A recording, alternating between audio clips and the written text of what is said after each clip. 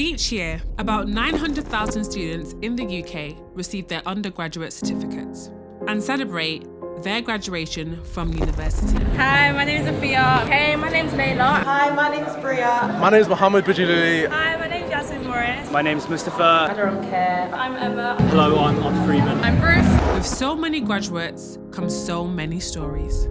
I just graduated in computer science. Sociology, discrete mathematics. And I want to find out the next steps that these students take. I want to go into primary school teaching. Now I'm moving on to be a software engineer at Palantir in London. I've been hired by the University of Warwick. And I'm going to do a master's in law. I've got a job after this in sales. Be a master at the University of York. I have no plans at all. I'm interested to find out not only what's next for these students, but also whether they feel there is a certain route that they have to take after university, whether that be teacher or tourist, creative, or more specifically, corporate.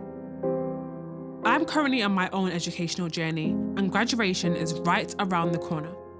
But after that, like every other graduate, there are so many opportunities, endless possibilities, and an abundance of open doors. As I approach the end of my university journey, and others consider ventures new, it's time to ask the age-old question. What's next?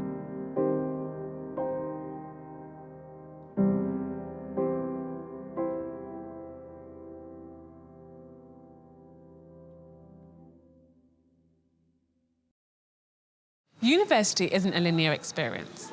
Everyone's journey is different. For example, you could choose to do a gap year before, during, or even after university. And this could serve multiple purposes, such as launching your own business. I had the chance to meet with Jessica, a recent graduate who has now entered into the corporate industry, to talk and discuss all things on life after graduating. Jessica, so tell me a bit about yourself, your journey after university. What did it entail? What did you go through? What did you experience? All of that stuff. For me, after university, it was very confusing in terms of what I was supposed to do, which I think a lot of graduates resonate with that feeling of just what next. So for me, when I was in first year, it made a lot of sense in terms of what I was supposed to do post-university, because since I finished my GCSEs, it was like, I really want to do law. I really want to be a lawyer, and I'm going to do that. I did all the work experiences at different firms like Linklaters and CMS. So I was just like, that's always just going to be what I'm going to do. I'm going to be a solicitor in the city. And then I think after COVID, I just realized that it's not what is my passion. I didn't end up really applying for the vacation schemes, the training contracts, and that's typically what you would do in your second year. So I just felt, okay, what do I do now? What is my purpose? What values matter to me? What are important to me? So after university, it was pretty much starting from scratch, basically.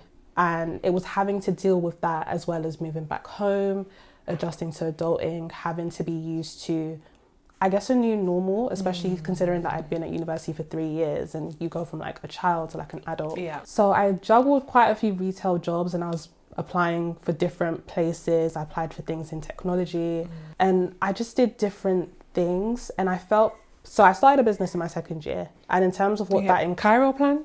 Chiroplan. Tell us about Chiroplan. Yeah, so when I was 19 in second year, I started my stationery business, and I think the whole aim of it was something to do, and I'm very big on experiences and just doing things. So I did that for the majority of my university years, and I marketed it on TikTok because TikTok was quite new. Yeah, I think I saw it on TikTok. Yeah, so the engagement was quite high as well in the beginning. One of my videos got 500,000 views. Yeah, another video too.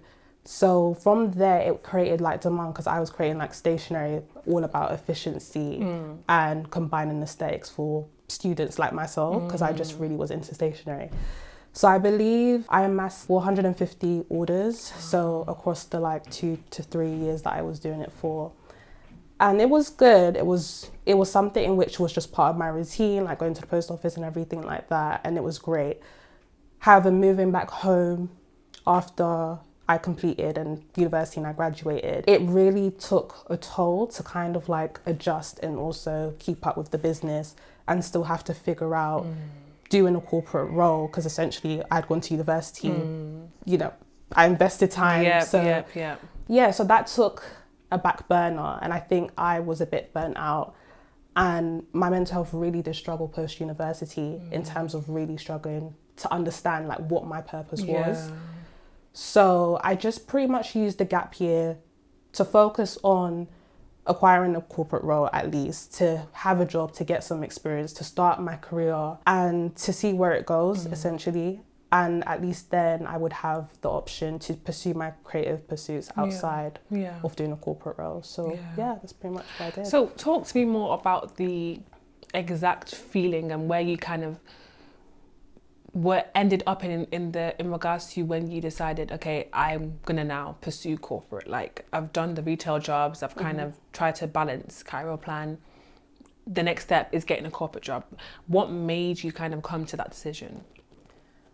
I think there were three different, I would say the first one being financial security. Okay. My household income isn't the highest. So having a corporate role means I could be more self-reliant, and I wouldn't have to have, like, my parents wouldn't have to foot a lot of that financial pressure of supporting me. And I think a corporate role, there's just that stability of knowing that a paycheck comes every single month. So that was definitely the biggest thing. The second one being, corporate is great in the sense it really does teach you how to work. So I think for me, I just needed that experience of having to be disciplined, having to show up, even when I don't really want to show up. You gotta go to because, work. Yeah, you have to, like, doing that commute in the morning. And these are all the skills I think corporate teaches a person in terms of how to be resilient and how to still persist even if you don't want to. And I think it's also the technical aspect. So for me, I went into consulting. So at least I know that if I do want to do my business and restart and really rebrand and give it the push that it needs, I will have the income from my paycheck as well as having that tailored experience, that business experience that I think would be a lot better if I had just gone straight into doing an entrepreneurial kind of creative route and starting from scratch, which is a lot harder. I think finally just the experience, like, again, like I said before, really big on experiences. For me, if I could do everything, I would. Like, if I could work in policy, I'd work in policy. If I can do something in tech, I'd do something in tech. If I can do corporate, working in the public sector, I do it. Yeah, and also university, it kind of is the blueprint, the format. It's just, even in the education system, they really do hone in on really working you to be in that position to work a corporate role in terms of like doing your homework and submitting things on time, being able to do deliverables. So I think it was just a very natural thing for me to do. Maybe a bit of cultural expectations of my family being like, you went to university, what's next? Like, hurry up, like, kind of thing. So that's really interesting. I want you to kind of expand more, because I definitely can hear what you're saying. And I think even with cultural and potentially societal as well, the pressure of, you know, you need to be doing this. At your age, how are you, 21, living in your mum's house? Actually, I'm 21, living in my mum's house, but we'll not go there. But yeah, so how did that make you feel? Like, what the expectations that people had of you, your mum, your friends even, and, you know, even the whole society in general, like, of, at this age, you need to be doing this, or once you finish university, you need to be doing this. How did that affect you as a person? Culture-wise, so I'm from a Yoruba background, so Nigerian tribe, and we are very big on education. I think that was always embedded in me, and I think it came from a bit with myself, because I knew that I really wanted to do well, and I knew that I wanted better for myself. And the cultural expectations, I think it was more prior to when I was at university. I think my parents were like, I want Oxbridge, I want medicine, and it's like, please, there's only so much I can do.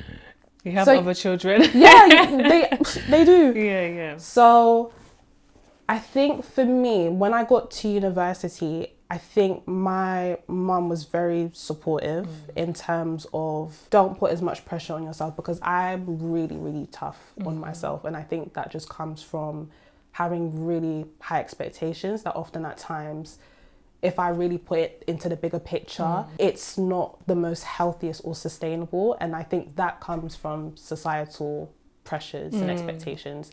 And I think as well, even when I was applying for university, I think at the time it was very much about getting into like the best of the best, which you want to do. Yeah.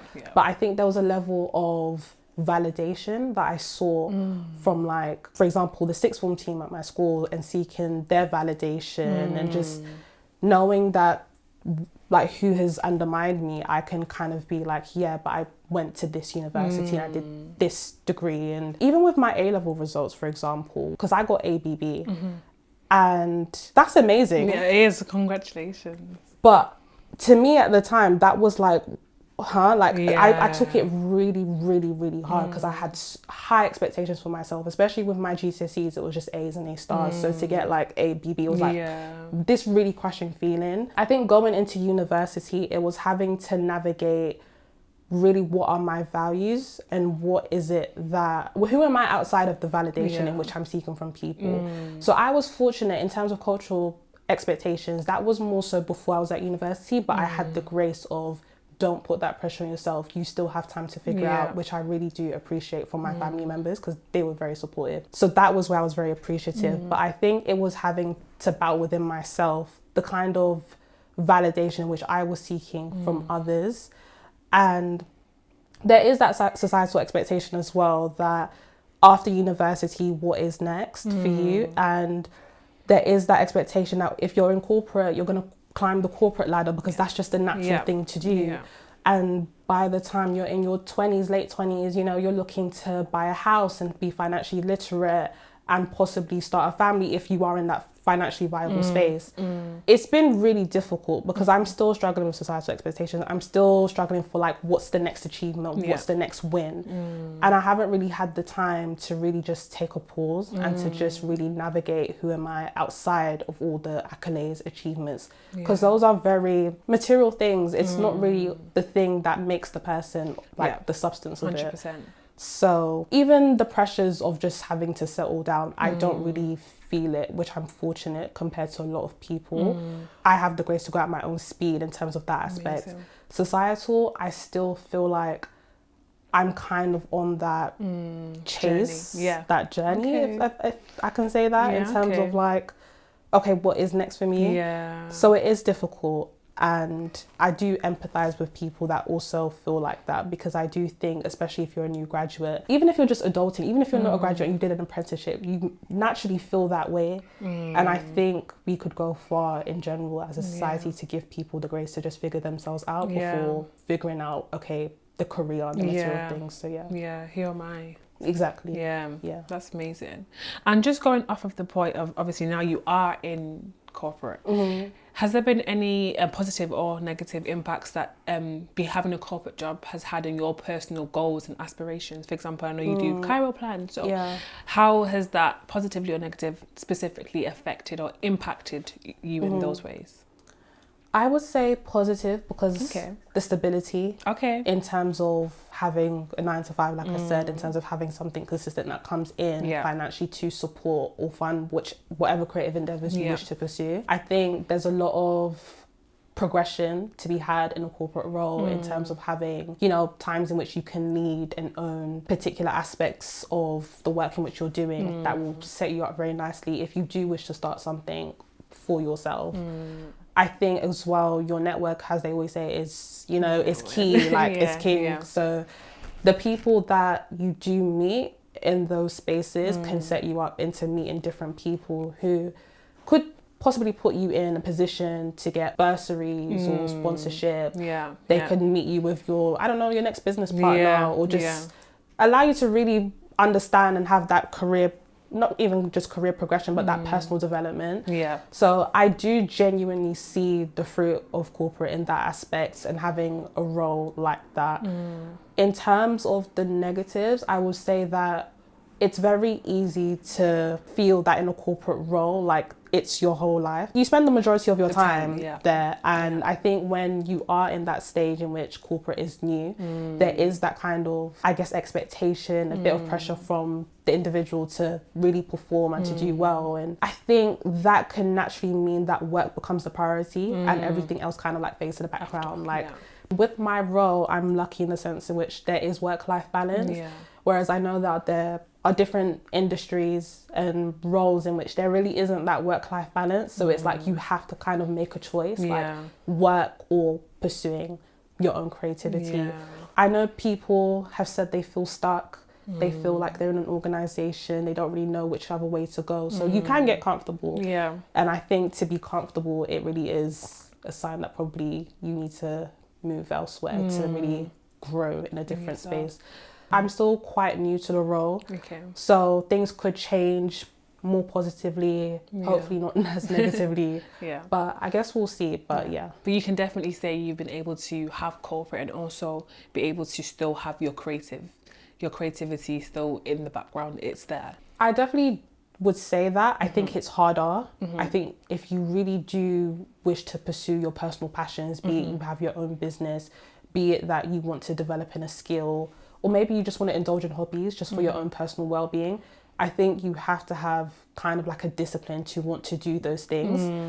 I think it's very easy to come back home from work and to just want to be in bed and just be on social media and just to be chill. Decompress. It really is. And I feel like I understand, but the only issue with that is it's like with the time you do have outside of work, it's like there isn't really that, unless you have that discipline to really develop your passions, it's going to be really difficult because you are working Monday to Friday. It takes up the majority of your time. We do spend most of our time at work in our adult lives. It's just, it is what it is. So I think discipline is the biggest one. What advice would you give to recent graduates who are struggling with the decision of going into a corporate job or following a different path? Oh, I would say the first one being give yourself the grace of time. I think a lot of people finish school, like not even just university, like for people that do apprenticeships, they believe that they have to be like a finished product, but you're not a finished product. You're very much a work in progress. Give yourself like the grace of time to figure things out and to just see how it goes, because you may very well be in corporate today, but literally in a few months' time you could be in the public sector. Maybe a year from then you're doing your creative passions. A year from then you're probably, traveling and probably starting a family. You may even return back to corporate after, go back into starting a business and doing it big, having a startup. There's a lot of things you could do. There's so many things you can actually do in your career, and I think you have so much time to be at your best. And I think it doesn't help that at times we do compare. So I'll say my second advice is, please, it's not easy, but don't compare, because I think everybody has their own story, their own purpose, their own trajectory. There's hardly any way you're going to be able to fulfill that purpose if you're looking at someone else's destiny and thinking, I want that, when it's not supposed to be for you. So ease up on the comparison. Like even I have to tell myself that sometimes. And I'll say the third thing is you don't have to choose. I feel like there's this thing of we must be either or, and it's like you have like grey area in which you can be multiple things. Everybody has their own different set of skill sets to which it requires them to wear different hats, and that's completely fine. And I think you don't have to conform to either or. If you want to do corporate and you want to pursue your creative passions, do both. Why do you have to do one or the other? It may require discipline, it may require you to have to show up, but if you really know that this is your passion and this is something that you wish to pursue, and it's something in which it's part of your personal trajectory, then just do both. And I feel like you shouldn't have to feel like you have to be one or the other. So I have a question for you. Last question. What's next for you, Jessica? In terms of what's next for me, I'm still figuring it out, very much so. I think in terms of what I have right now, in terms of what seems to be definitive, is I'm gonna finish my graduate scheme see where it goes from there. I do also want to pursue content creating because that's something that I did in university, to which I did build quite a big following. I do really want to do work in terms of improving access into like education, because that's literally why I'm even in the position that I'm in. I do still want to see how it goes with my business. I think I definitely want to see it more from establishing more of a community in that aspect. And I think I just want to give myself the grace of understanding who I am outside of the achievements and accolades and stuff. I don't want that to be my whole identity. I want to understand who I am personally. And lastly, just go on my journey with Christ as well. That's really important for me, to really understand who I am and understand my personal self in God's image. So yeah, that's it. That's what's next for me. amazing. So, That's yeah. amazing. Thank you so much. It's been an amazing No conversation. worries. with Thank you for having me. A key takeaway I received from my conversation with Jessica was her highlighting the fact that the corporate world will always be there. Amongst the pressures of finding graduate jobs and securing a short-term future, this is a truth that's hidden in plain sight. A corporate job instills within you discipline, strength, resilience, and time management, 4 of many important life skills to have. There are opportunities that corporate life offers that you just can't get anywhere else. And to some extent, it does make me think, is it really all that bad? I also decided to meet with Ayonfe, a law graduate training to be a solicitor. Ayonfe grew up in Nigeria, and I'm eager to see how she has navigated the university experience and graduate life so far.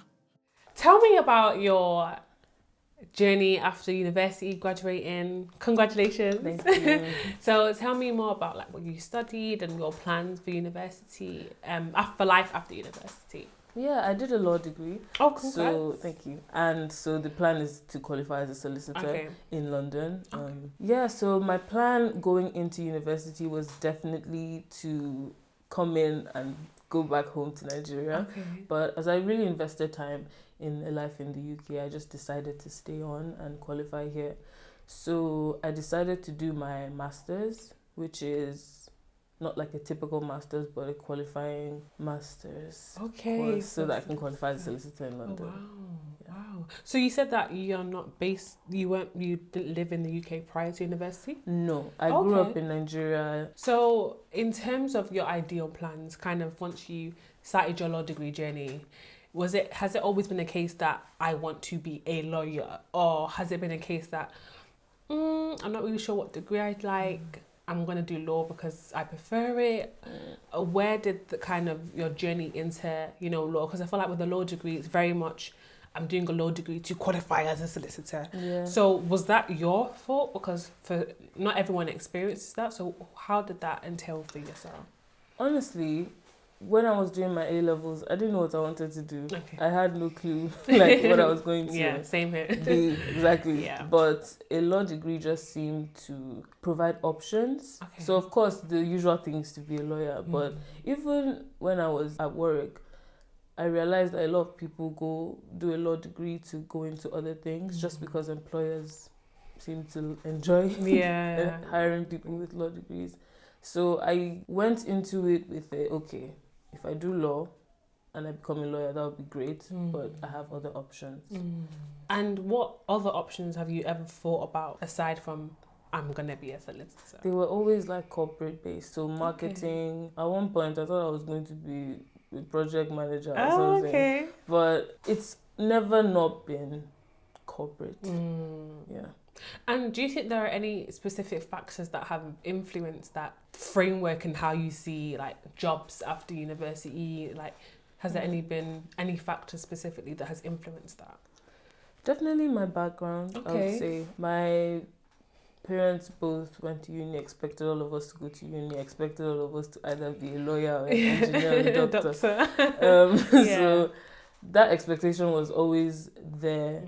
But I think I started sort of considering my career seriously, and I was thinking, okay, where do I actually want to be? And I don't know, you look around and at least at home, everyone I know is like an office job doing like a 9 to 5. So that just seemed like the natural progression of my journey. So you mentioned kind of having your background and people around you kind of giving you a guide as to, you know, the natural progression for life after uni, career-wise. But do you think there has been any impact of like social expectations that has also played a part in you wanting to go further down and start a corporate job and corporate career? That's a good question. I don't generally, at least not consciously, I don't think I've ever really considered what the society like expect of me.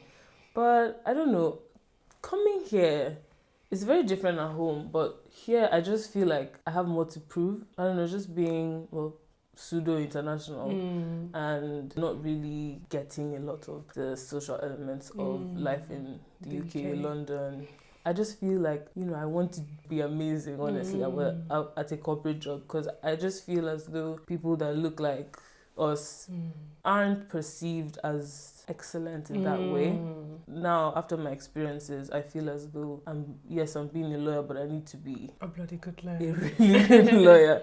So yeah. Yeah. Do you think that has like played a part in certain decisions you've made? Because just having the idea of having the thought of, okay, whatever I need to do, I need to be excellent at it. Has it been something that has been prevalent like throughout after the journey, after graduating? Has it been the case that, okay, whatever job I need to get, it needs to be a good job? Or do you think it's just something in the back of your head? Or how much of a weigh-in does that have on you?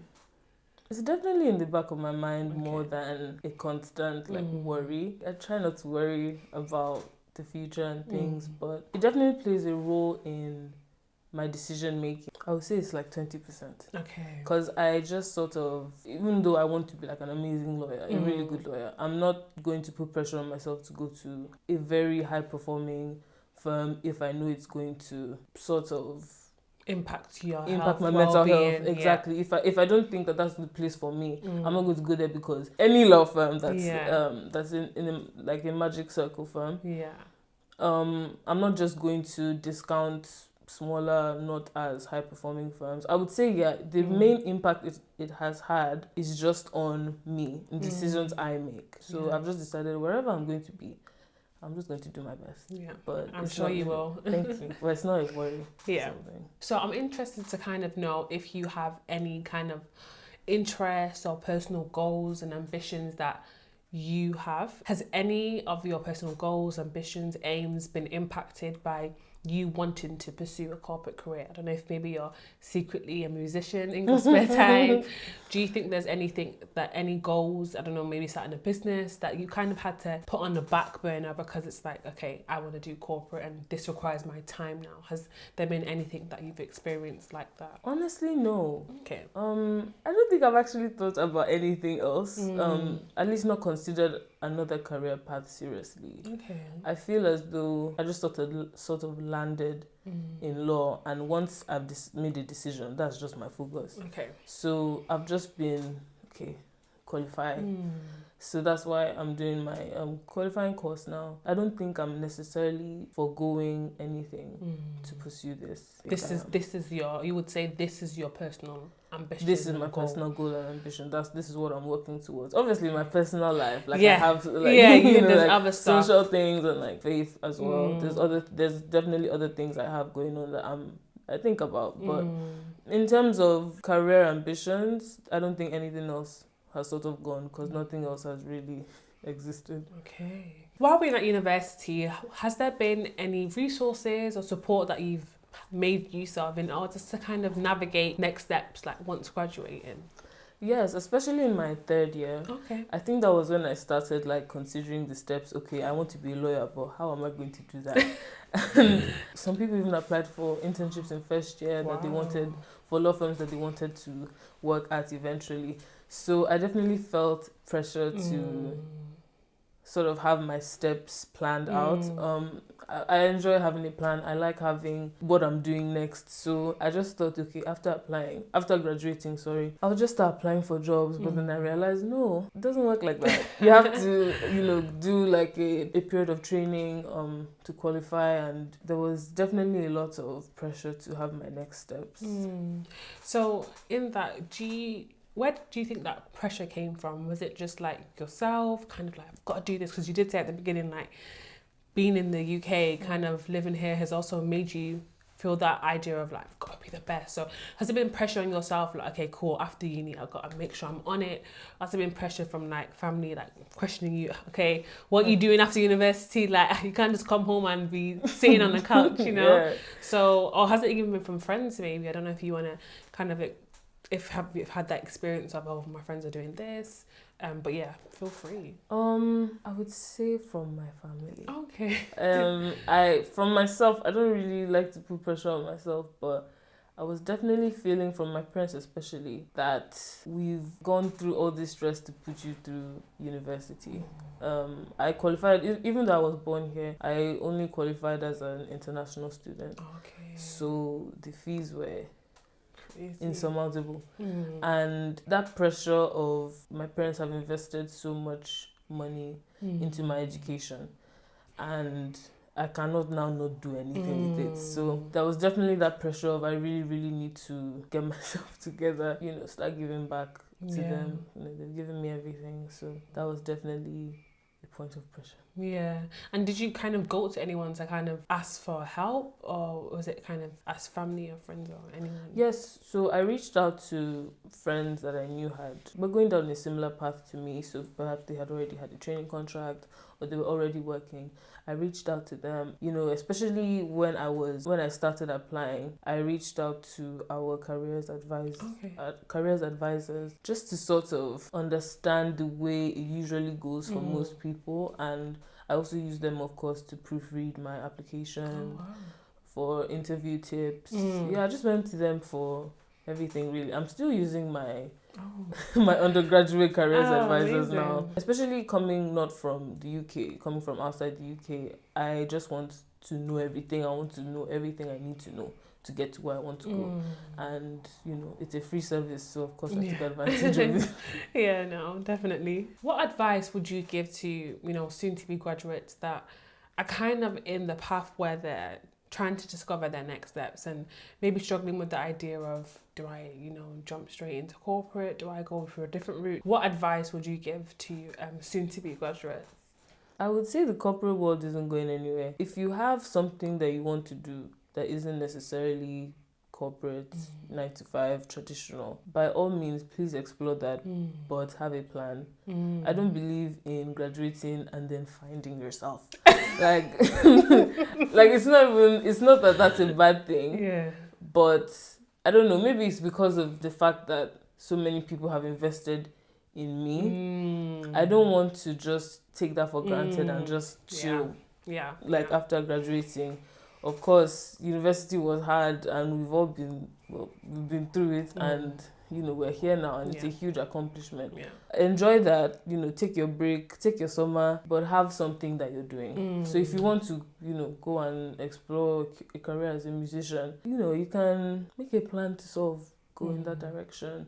Just find out from people that are going in that direction, what they did, so that you can get ideas of what to do for yourself. Even if you take a year, even 2 years to do something else that you feel you're passionate about, then if you decide to go back into the corporate world and pursue a career in law or something, that's even going to help you even, because, you know, employers will see that you are someone that is curious, you're somebody that wants to explore all your options, and the fact that you've explored your options and decided on something is going to speak for itself. It's going to speak very strongly of your convictions and your career aspirations. So yeah, my advice would be to explore it with a plan, and if you decide to go back to a corporate career, it's going to help you. If you don't, you would have found out that wasn't what you wanted. Yeah, you learn either way. Yeah. So I am fair.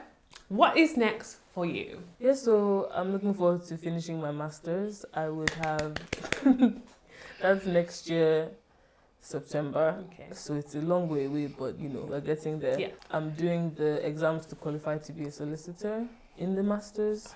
So yeah, I'd be one step closer to qualifying. And obviously I'm applying for training contracts, applying for qualifying work experience. If I'm unsuccessful by the end of masters, I will definitely be going back to Nigeria, just for a year to sort of, perhaps I'll do law school, perhaps I'll do, there's this thing called NYSC. Yes, which is basically, giving back to your nation. And I'd definitely be open to doing that. But I'll go back to Nigeria if I don't have something lined up for 2025. Wow. Thank you so much. Thank you for having me. Brilliant. Thank you.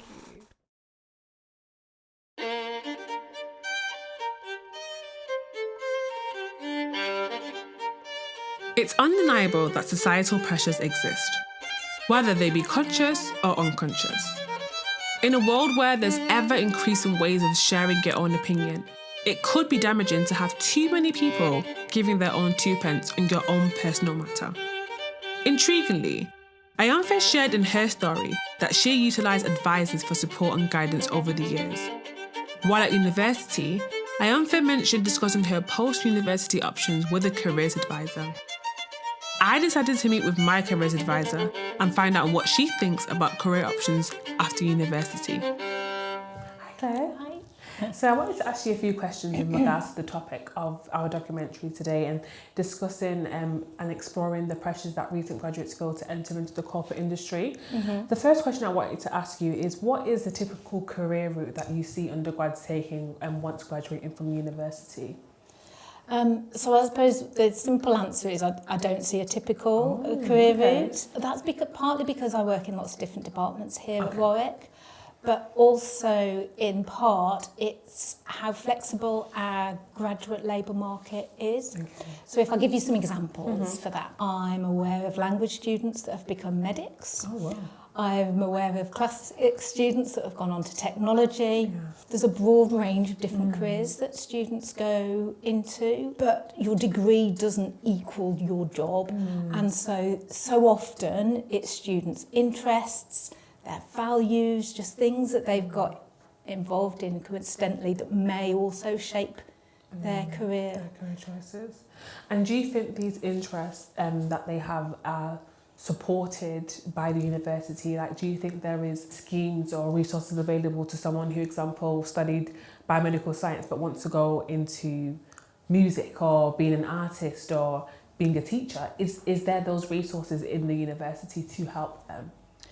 So I suppose there are resources, but in different ways in different spaces. Okay.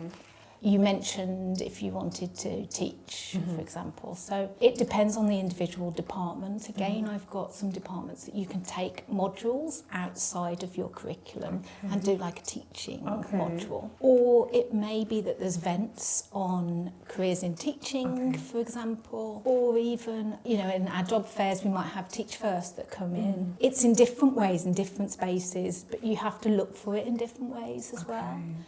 And I think with the music, so we take the music because I suppose in some ways Warwick doesn't offer a music degree, does it? But lots of students are interested in music and may explore that interest again through society, membership, or through things that they might be doing at home and so on. So I suppose there are spaces to develop that interest outside of your curriculum. Going back to your original question about, what is the typical graduate job after leaving? In some ways it is influenced a little bit by the university you go to. So if you went to a very creative industry-based university, there will be a lot more people going into music, going into graphic design, for example.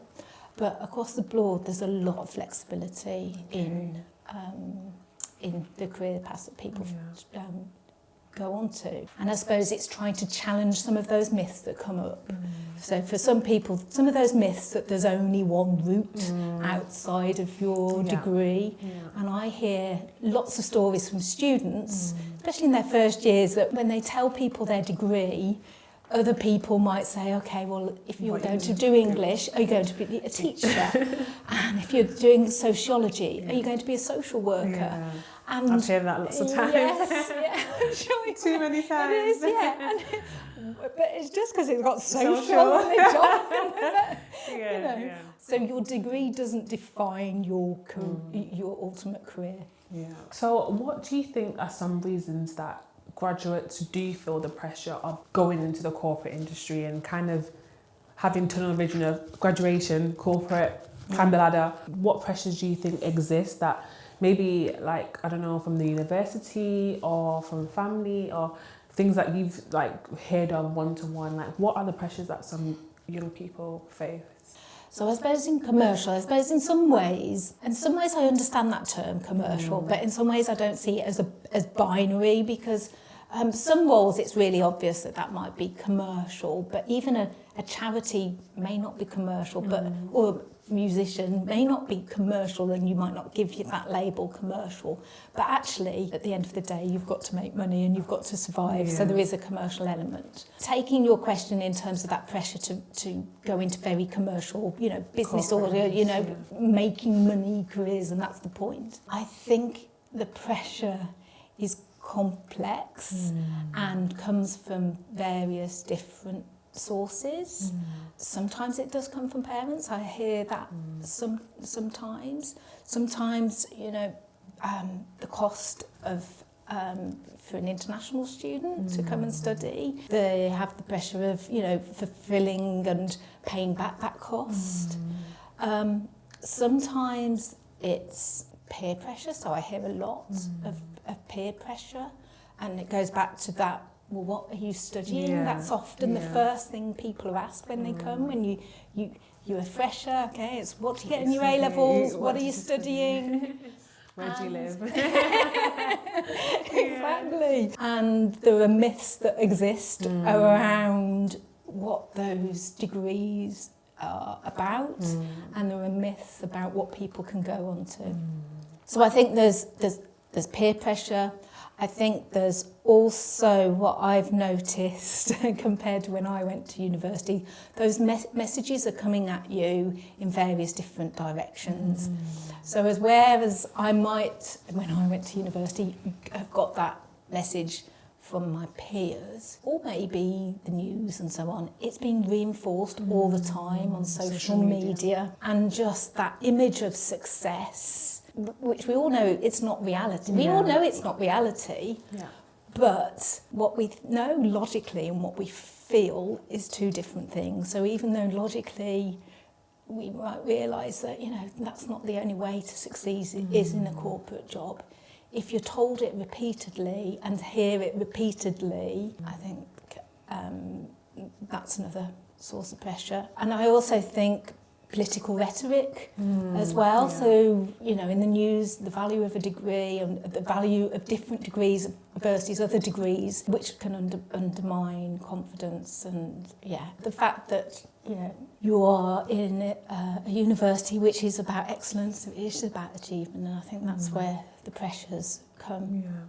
Do you think Warwick themselves kind of prides themselves on their students going in the corporate route, or do you think Warwick is more of a university that just aims to support their students in everything that they do, whether it's to choose a corporate route or to choose to do a completely different route, let's say in the arts, creative industry, teaching, different things? Do you think that is something that the university supports? So, obviously I work in the careers team. There's never been a directive about we want students to go into this type of career, so that doesn't happen. Okay. So I think the values of my department and when we do look at supporting is that it's breadth of choice. So I suppose for me, my job is to help students come to their own decisions and support them in how they make those decisions when it might be against some of the narrative from peers. It might sound a cliche that,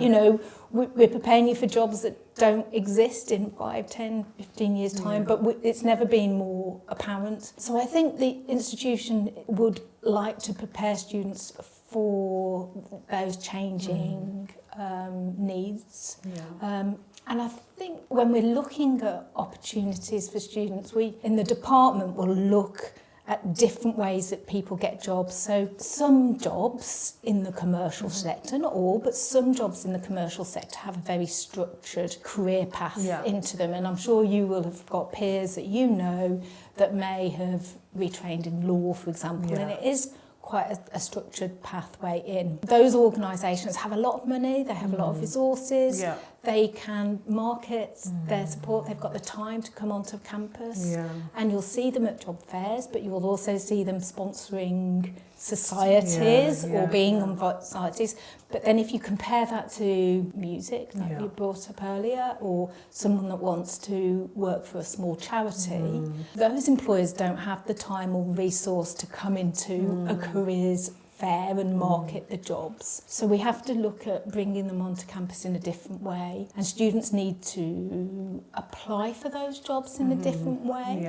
And I suppose the USS is another good example of a different career path and investing in research, because with the USS it's not just about research in higher education, but all of that can be research skills that you can use in lots of other ways.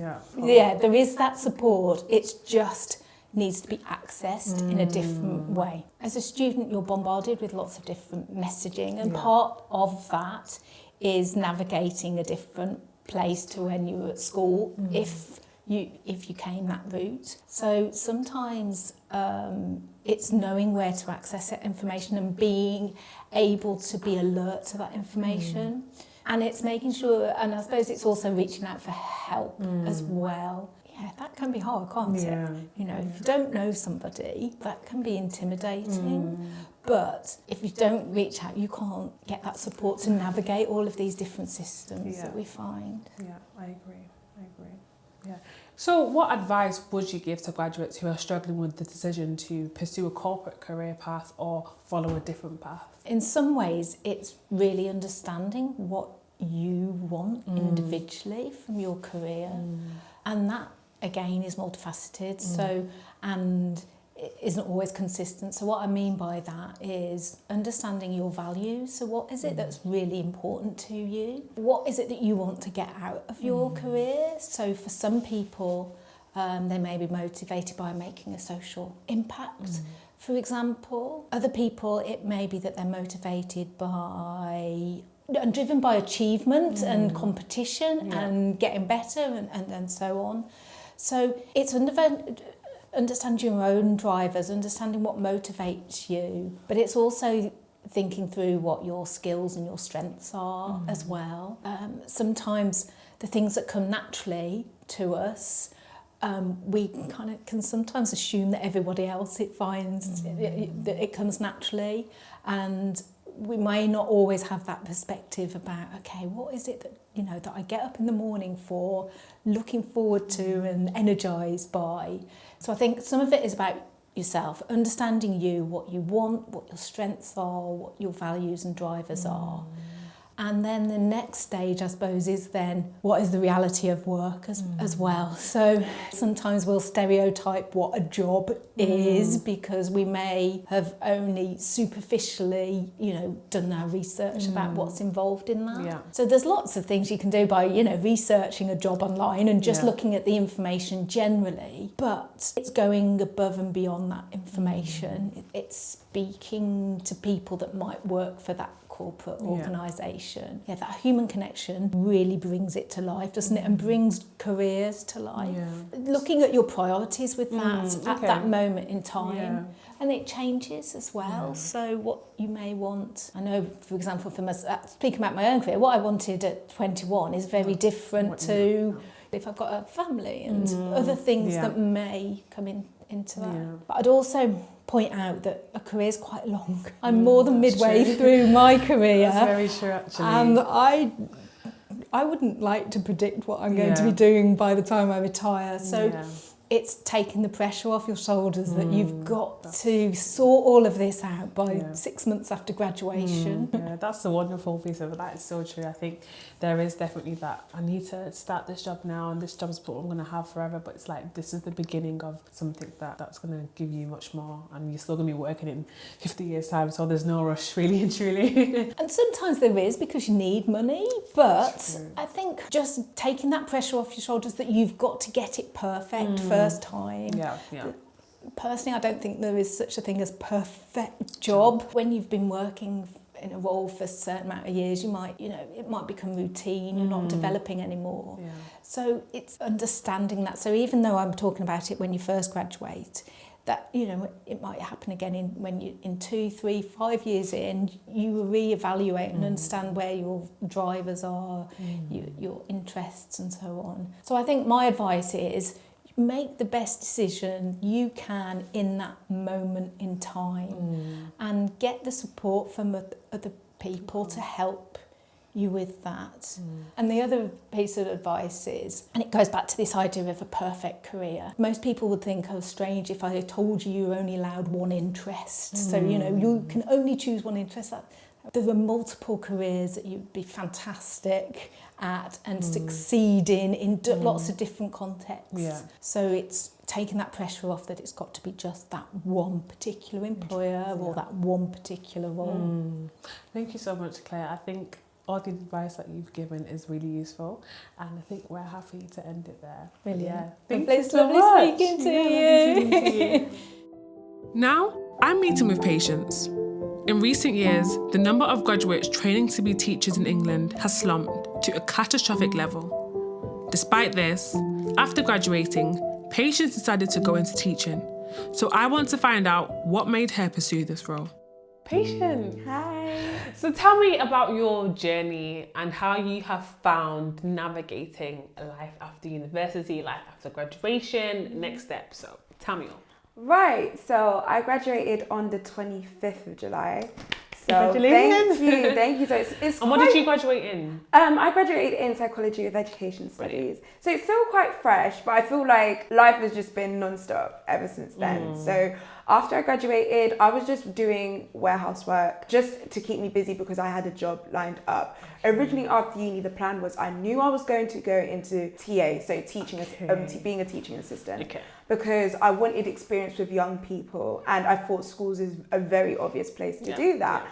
But when I was applying, I came across this program called Teach First, and the attraction of Teach First is they fund everything. 2-year program where I'll get a PGDC, which stands for Postgraduate Diploma of Education. I'll be a fully licensed, fully qualified teacher, and I'll also be able to teach abroad. I applied for it, not really thinking anything of it because I thought I was going to do teaching assistant. After I graduated uni, I had a job and everything, but my mum encouraged me not to put all my eggs in one basket. Okay. So I applied, I got it, and I was weighing up my options, and I decided that Teach First was the better option. So I was just doing warehouse to just pass the time until my start date, which was the 9th of September. Wow. So it's been 10 weeks into my program now. Oh, congrats. Thank you. And then that's just what I've been doing ever since graduation. So how have you found the adjustment to kind of being a student and then now working as in a school almost, which is like a crazy transition? How have you found that? I feel like it's kind of been full cycle because from the ages of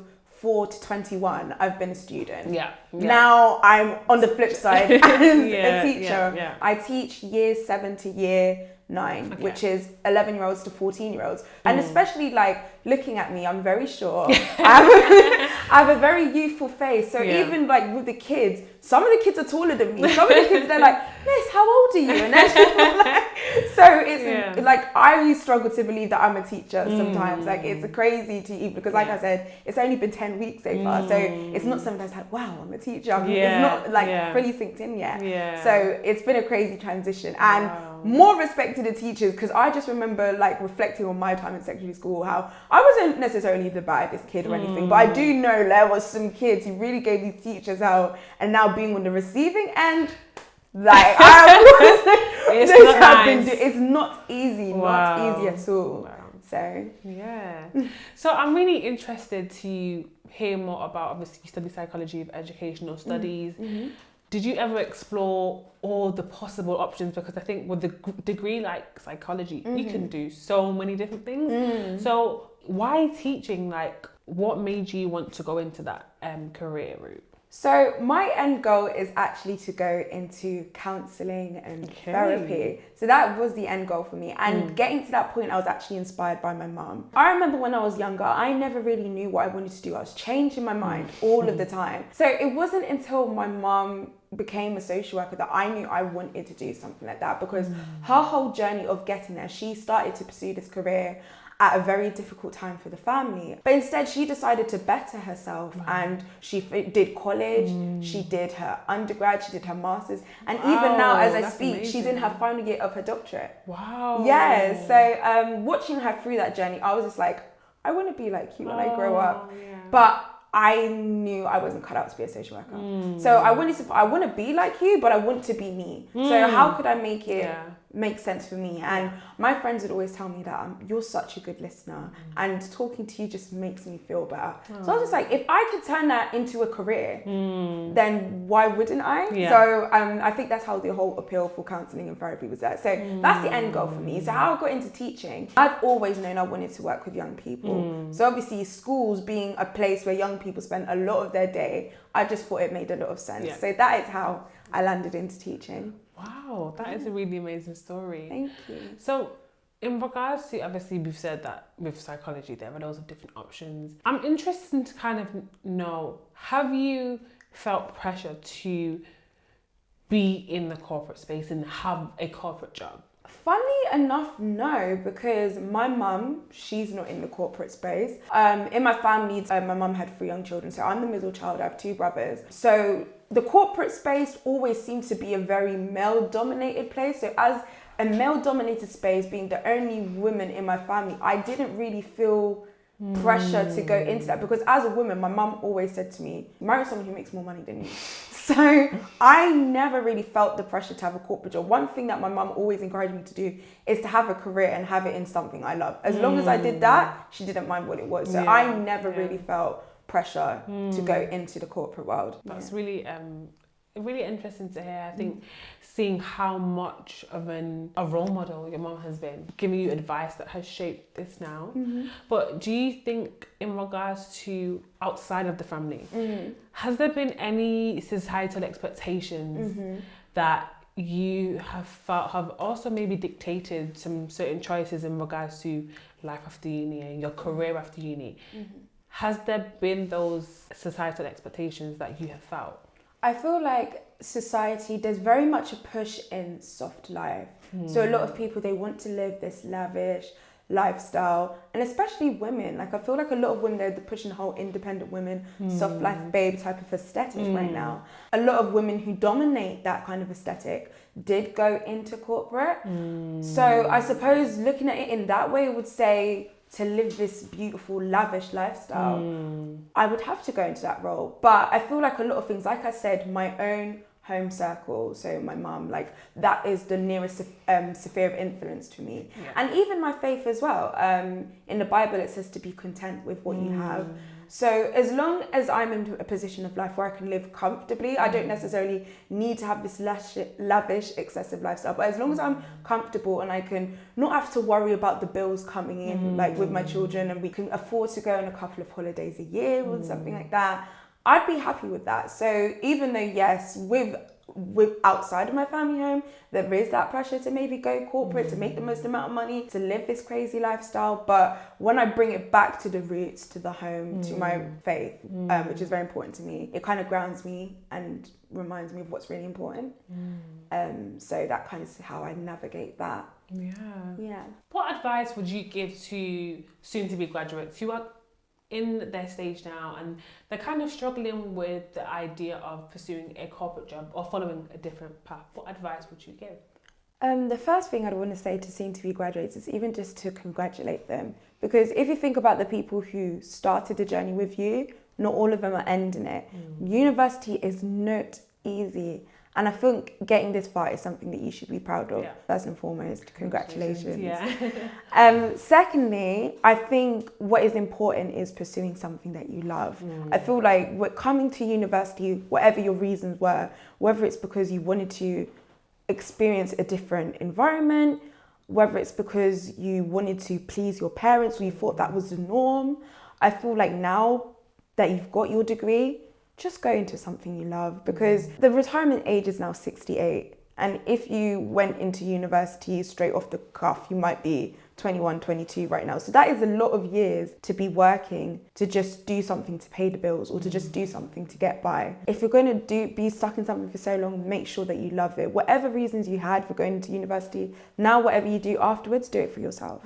And I think that's what I would encourage soon to be graduates. So if you are genuinely interested in corporate, go for it. If you're interested in the arts and media, go for it. If you're interested in going to the public sector, go for it. Just chase your passions and your desires is what I encourage you, because you're young, you've got all these years ahead of you. So start your life doing what you love. Yeah, I love that. I love that. And I have a question now for you. My last question. Patience. Yes. What is next for you? So I am, like I said earlier, I'm in my 10th week of my program, so my Teach First program, and it's a 2-year course. So by July 2025, I will be done. So the potential is there. Will I go teach abroad now that I'm qualified to do so? Will I choose to stay in the school because there is the option of my contract being extended? Will I, choose to go to another school maybe elsewhere in the country? So I still think I'm going to stay in teaching for a couple of years. And then along the line, I think I will pursue the Masters in therapy, because that is my first love and that's what I want to do, and I don't want to abandon that. But like I said, I am only 21 right now and the retirement age is 68. Who's to say that maybe 5 years or 10 years or however long down the line that I'm going to stay in this forever? So I feel like definitely therapy and pursuing that is on the list, and I'm doing the relevant steps to do that.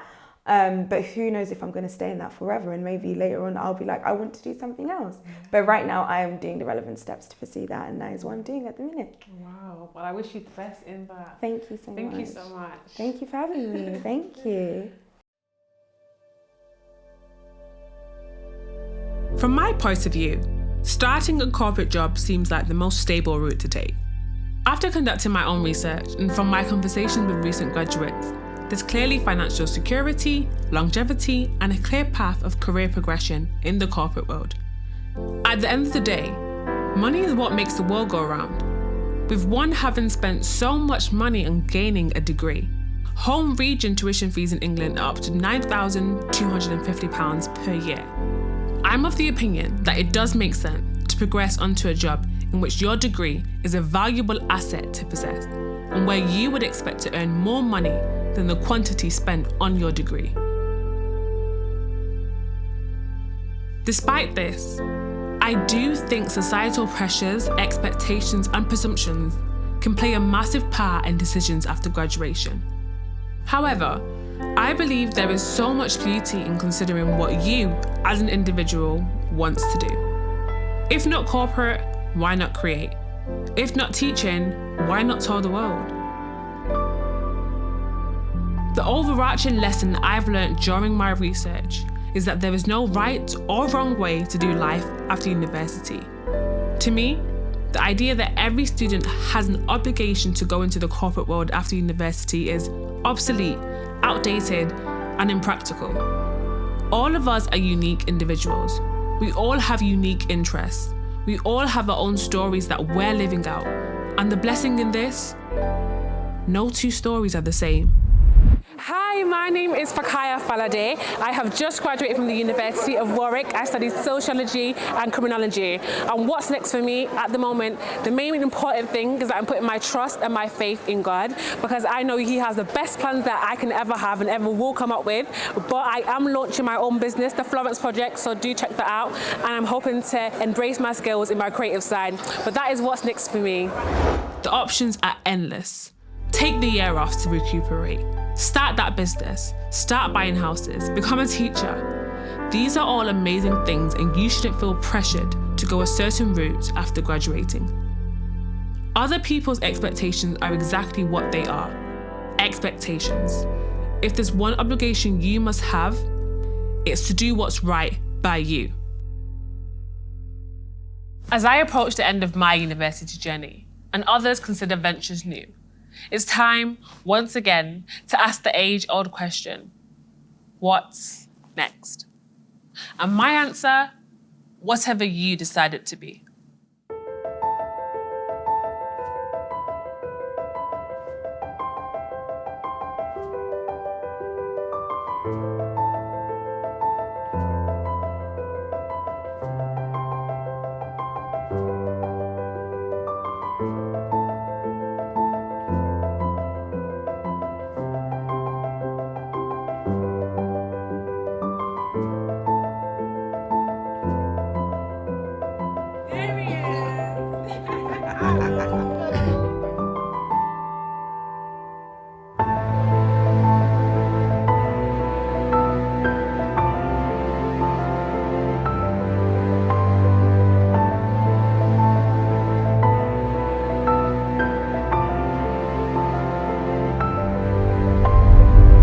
I just graduated from the University of Warwick.